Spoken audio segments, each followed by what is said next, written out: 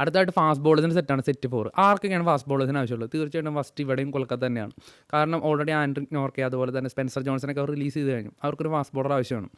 RCBക്ക് Josh Hazlewood ഒരു ബാക്കപ്പായിട്ടൊരു fast ബോളറിനെ ആവശ്യമായിട്ട് വരുന്നുണ്ട്. ജോഷ് ഹേസൽവുഡ് ഓൾറെഡി കുറച്ച് ഇഞ്ചുറിയുടെ പ്രശ്നത്തിലാണ്. ലക്നൌവിന് തീർച്ചയായിട്ടും ഫാസ്റ്റ് ബോളർമാരെ ആവശ്യമുണ്ട്. കാരണം അവരും ഈ കഴിഞ്ഞ സീസണിലൊക്കെ ഫാസ്റ്റ് ബോളർമാരുടെ അവൈലബിലിറ്റി കുറച്ച് കുറവായിരുന്നു. അതുപോലെ തന്നെ പിന്നീട് സൺറൈസേഴ്സാണ്. അവർ ഓൾറെഡി ഷമീനെ റിലീസ് ചെയ്ത് കഴിഞ്ഞു.